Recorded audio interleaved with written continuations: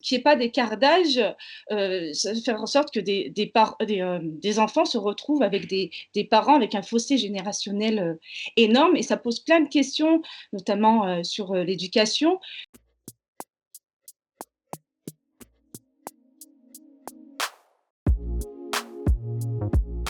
Bien sûr, un nourrisson fait passer des nuits à ses parents un peu difficiles, mais ce n'est pas 55 ans ou 50 ans qui va changer grand-chose. Deuxièmement, mettre dans la loi un âge limite me gêne, parce que 55 ans ou 50 ans, bon, il n'y a pas de grande différence. Et puis, je crois qu'il faut laisser le juge statuer dans ces conditions.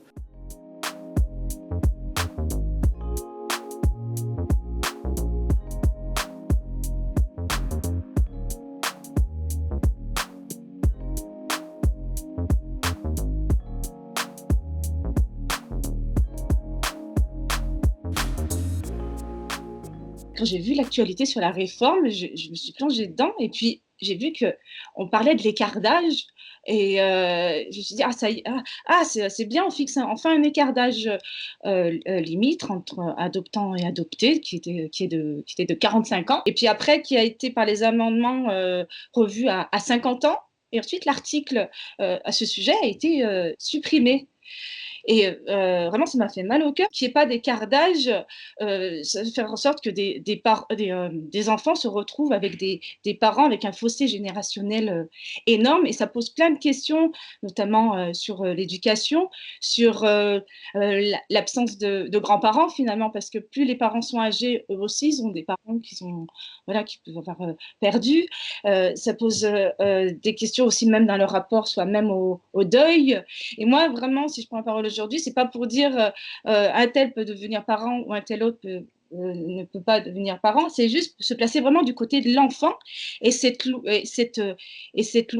cette réforme là-dessus, ça fait, 25 ans, j'ai vu qu'on évoque l'écart d'âge. Elle oublie, l'adopté qui lui a le droit d'avoir des parents vaillants, le plus longtemps possible. On comprend l'esprit dans le sens où on se dit effectivement, quand il y a trop d'écart d'âge, ça peut être compliqué dans les relations, y compris affectives peut-être, mais dans la vie réelle, il existe des familles recomposées, etc., où l'écart d'âge entre un nouveau-né et son père peut être bien supérieur à cela et ça ne se passe pas forcément mal. Nous, on fait déjà le deuil des parents biologiques, hein, quelle que soit notre histoire.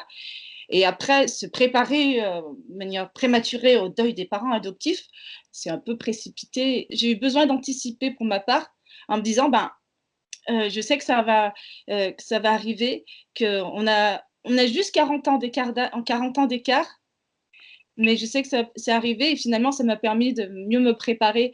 Mais j'ai pas envie que ça se reproduise, j'ai pas envie que d'autres enfants, voilà, subissent ce deuil prématuré alors que j'ai que 40 ans d'écart d'âge avec mes parents, 39 et 41 exactement.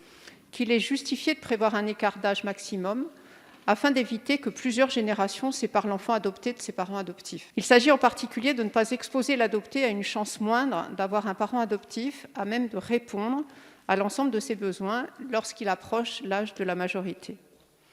Toutefois, il me semble plus justifié d'introduire cette notion, qui est déjà mise en œuvre en pratique, dans les dispositions relatives à l'agrément en vue d'adoption qui figurent dans le Code de l'action sociale et des familles.